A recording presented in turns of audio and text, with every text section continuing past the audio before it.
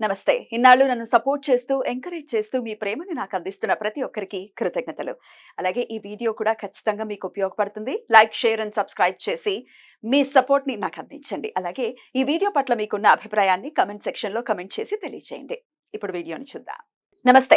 Welcome to our channel. నేను పద్మిని. ప్రస్తుతంతో పాటు ప్రముఖ ఆధ్యాత్మికవేత్త, జ్యోతిష పండితులు, అమ్మవారి సేవకులు, దత్త గణపతి ఉపాసకులు మురళీధర శర్మ గారు మనతో పాటు ఉన్నారు. మాట్లాడదాం. నమస్కారం అండి. మహాదేవ. ఇది అడిగి అడిగి నిజంగా బాధ అనిపిస్తుంది. ఎన్నిసార్లు అడుగుతారా అని. కానీ అడగాల్సినటువంటి పరిస్థితి. అసలు ఆర్థిక పరమైన ఇబ్బందులు ఎదురు కాకుండా ఉండాలి అంటే తీసుకోవాల్సినటువంటి జాగ్రత్తలు కూడా ఒకసారి మనం చెప్పుకుంటే, వచ్చిన తర్వాత అధిగమించటం ఓకే, అది ఎలాగో చేస్తున్నాం కదా. మీరు అన్నారు ఇందాక అడిగి అని. మీరు నమ్మండి, ఏ ఫోన్ కాల్లో ఫస్ట్ ఆర్థికంగా చితికిపోయాం అది తప్పు నాకు బాధ అనిపిస్తుంది. నేనే మీకు అంటే ఐ మీన్ ఇవి ఎన్ని చేసినా కూడా తక్కువనే. ఎవరికి ఎట్లా కనెక్ట్ అయ్యేది తెలియదు. ఎగ్జాక్ట్లీ. ఎవరికి ఏం మందు పడుతుందో తెలియనటువంటి పరిస్థితుల్లో ఉన్నాము. ఎవరి బ్లడ్ గ్రూప్ ఏమిటి అట్లా దానికి అనుగుణంగా మనం ట్రీట్మెంట్ చేయాల్సి ఉంటుంది సమస్యను బట్టి. బట్ దెన్ ఇప్పుడు నేను అడిగే ప్రశ్న, వచ్చిన తర్వాత ఆర్థిక సమస్యలు వచ్చిన తర్వాత అధిగమించడం కాదు, అసలు రాకుండా ఉండడం కోసం ముందే ఒక మనం రక్షణ, prevention is better than cure అని అంటారు. సో ముందే ఒక రక్షణ కవచాన్ని మనం గనక ఏర్పరచుకుంటే అసలు ఆర్థిక పరమైన సమస్యలు మన దాకా రావు అనేది ఒకసారి తెలియచేయండి. దానికంటే ముందు ప్లానింగ్ ఇస్ అ మస్ట్. మీరు ఎన్ని రెమెడీస్ చేసేసి నేను గాల్లో దీపం పెట్టేస్తానంటే కుదరదు. ప్లానింగ్ తో ఉండాలి. లైఫ్ అంటేనే ప్లానింగ్. నేను స్విగ్గీ చేస్తా, జొమాటో చేస్తా, అమెజాన్ లో ఆర్డర్ చేస్తా, డబ్బులు మిగలాలి అంటే మిగలవు. జస్ట్ మనం ప్లాన్ చేసుకుందాం, ఓ డైరీ మెయింటైన్ చేసుకుందాం. పూర్వీకులు ఇదే చేసేవాళ్ళు. ఇట్ ఇస్ అవుట్ ఆఫ్ ఇంట్రెస్టే చెప్తున్నాను, మీ మీద ఉన్న ప్రేమతో చెప్తున్నాను. ఇది మాత్రం ఖచ్చితంగా అప్లికబుల్ చేయండి, అప్లై చేయండి. రైట్, ఇక రాకుండా ఉండడానికి రెమెడీ ఏంటో ఇప్పుడు తెలుసుకుందాం. ఖచ్చితంగా అమ్మ. రాకుండా ఉండేటువంటి రెమెడీ కాదు, కానీ అంటే వీరికి నేను చెప్పేటువంటిది జాతకరీత్యా కొన్ని మన దశలు నడుస్తూ ఉన్న, కుజుడు నీచబడిపోయి ఉన్న, ద్వితీయాధిపతి ఎవరైతే ఉన్నారో ఈ ద్వితీయాధిపతి ఎక్కడో నీచబడి ఉన్నా, లేదా రెండో అధిపతి 12లో ఉన్నా, వీరు ఒక వెలిగి ఆల్ ఆఫ్ సడన్ గా డౌన్ ఫాల్ అయిపోతారు. నిన్న ఒక రావుస్ తన అబ్బాయి 88 date of birth, America, 18 years అమెరికాలో ఎక్సలెంట్ పొజిషన్లో ఉన్నాడు. ఆల్ ఆఫ్ సడన్గా 2022-23లోకి ఇటు షిఫ్ట్ అయిపోయాడు. వచ్చిన తర్వాత ఏదో ఎందులోనో కాళ్ళు చేతులు దురిచేసి 2-3 కోట్లు పోగొట్టుకున్నాడు సుమారుగా. ఏమిటి అసలు నాకు అపాయింట్మెంట్ తీసుకుని ఎందుకు వచ్చాడు అంటే, నేను ఒక విషయం చెప్పా. ఏప్రిల్ టు మే, జూన్ నెలలలో వృషభ రాశి వారు చాలా జాగ్రత్తగా ఉండండి. మనీ లాస్ అయ్యే ఛాన్సెస్ ఉన్నవి, లేదా ఏదో ఒక ఇబ్బంది అయితే ఎదుర్కొనే ఛాన్సెస్ ఉంది. ఏ ఇయర్ లో అండి? మొన్నటిదే. అయితే తనకు అది నచ్చి ఆ సిచ్యువేషన్కు ఆల్రెడీ నేను చెప్పినటువంటిది తనకు సింక్ అయి తను మాట్లాడడం జరిగింది. అంటే కనుక చెప్పలేం, ఇక అది ఎవరికి ఎట్లా కనెక్ట్ అవుతాము మనం అనేటువంటిది చెప్పలేం కనుక. అయితే తను ఆ విధంగా, నేను ఒకటే విషయం చెప్పా, ఆ టైంలో ఆ దశ నడిచింది. రాహువు వృషభంలో ఉచ్చబొందుతాడు. ఎక్సలెంట్. 18 సంవత్సరాలలో 4 years బాగుండదు, మిగిలిన 14 years టాప్ పొజిషనే. ఆ పొజిషన్ మొత్తం నువ్వు ఎంజాయ్ చేసి ఉన్నారు. ఇప్పుడు నెక్స్ట్ వచ్చింది గురువు దశ. ఈ గురువు 6లో ఉన్నాడు ఆయనకు. మనం సో ఇప్పుడు 16 ఏళ్ళు కొంత జాగ్రత్తగా ఉండాలి. ఇక నేను ఒకటే చెప్పా, మళ్ళీ నేను అతను ఏమిటి ట్రేడింగ్ చేస్తా, ట్రేడింగ్లో డబ్బులు పెడతాను, నాకు బాగా అదే బాస్ నేనేమంటున్నా, ఆ టైం అయిపోయింది. ఓకే, ఇప్పుడు మీరు కొత్తగా ఆలోచించండి. ఓకే, కొత్త అవకాశం రానుంది. ఎస్, నాకు ఒక మూవీలో ఆపర్చునిటీ వచ్చింది, నేను చేసి ఉన్నాను ఆల్రెడీ. ఆ మూవీ పేరు కూడా నేను తర్వాత చెప్తాను, తనని తీసుకువద్దాం అవసరమైతే ఇక్కడికి. ఆ మూవీలో నేను యాక్ట్ చేసి ఉన్నాను. తమన్నా హీరోయిన్, రాబోతున్నది మూవీ అది.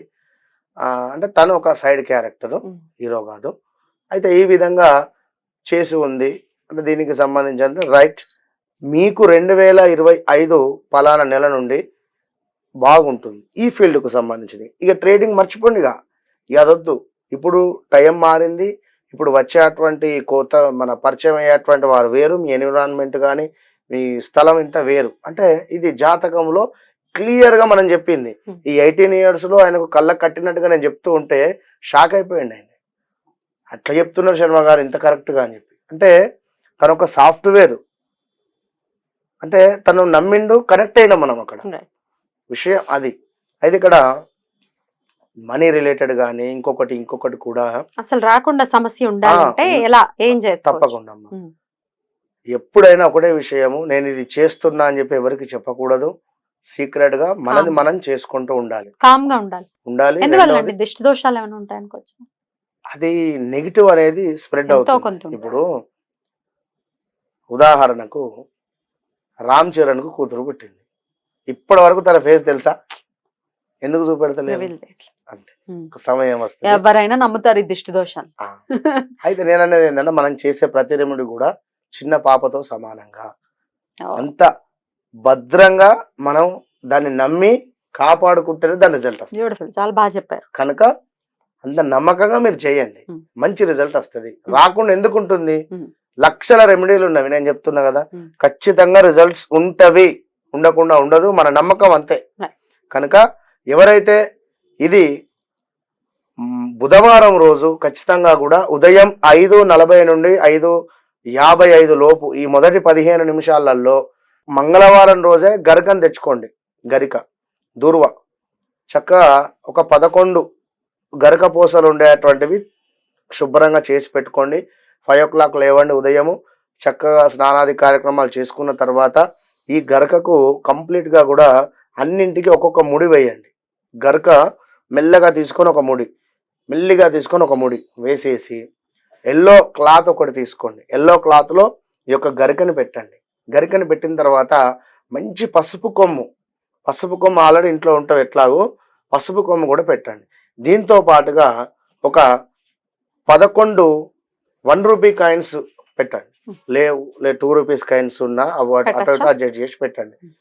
1 rupee కాయిన్స్ పెట్టేసి చక్కగా కూడా దాన్ని ఒక మూటలాగా మార్చేసేయండి. మూటలాగా మార్చి ఈ సమయానికి, మనం చెప్పిన సమయానికే మూటలాగా మార్చి నేతితో దీపం పెట్టండి. ఆ యొక్క మూట అక్కడ పెట్టేసి దాని ముందు దీపం పెట్టేసి స్వామివారి యొక్క మన సంకట నాశన స్తోత్రం అని చెప్పి ఉంటుంది, అది ఒక 11 మార్లు చదవండి. సదేవం గౌరీపుత్రం వినాయకం, ఇది ఒక 11 సార్లు చదవండి. చదివిన తర్వాత స్వామివారికి ఒక బెల్లం నైవేద్యం పెట్టండి. అక్కడ బెల్లం, చిన్న బెల్లమే, బాగా పెద్దది పెట్టి దీన్ని మళ్ళీ తీసుకువెళ్ళి పారేయకుండా చిన్నది బెల్లం పెట్టి నివేదన అయిపోయిన తర్వాత హారతి ఇచ్చేసి ఆ బెల్లాన్ని మీరే తీసుకొని తినేసేయండి. ఈ మూటను తీసుకొని 6-6:30 అట్లా అవుతుంది. 7 వరకు దేవాలయానికి వెళ్ళండి. వెళ్ళి స్వామివారి పాదాల దగ్గర పెట్టేసి, వినాయకుని గుడికే వెళ్ళేసి స్వామివారి పాదాల దగ్గర పెట్టేసి అర్చనాది కార్యక్రమాలు చేసుకోండి. అరగంట అటో ఇటో అక్కడ ముడుపుకి చేయమని చెప్పమనాలా, అర్చన చేయండి. మీ పేరు మీద ఆర్థిక దోష నివారణ సిద్ధ్యర్థం కానీ ఆర్థికంగా ఎలాంటి ఇబ్బందులు రావద్దు అని మీరు మనసులో అనుకొని చక్కగా మీ యొక్క పేరు మీద గోత్రనామాల అర్చనాది కార్యక్రమాలు చేసుకోండి. ఎక్కడైనా బుధవారము అభిషేకాలు జరుగుతూ ఉంటవి. ఒకవేళ నిజంగానే ఎక్కడైనా అభిషేకం జరుగుతూ ఉంటే గిట్లా అభిషేకం మీరు చేయించే ప్రయత్నం చేయండి. పంచామృతాలో పాలో ఏదైనా డొనేట్ చేసేటువంటి ప్రయత్నం చేయండి. అక్కడ పెట్టేసేయండి. అర్చనాది కార్యక్రమాలు అయిన తర్వాత ఆ ముడుపుని తీసుకోండి, కళ్ళకు అద్దుకోండి. జాగ్రత్తగా తీసుకువెళ్ళి ఎక్కడైతే డబ్బు పెడతారో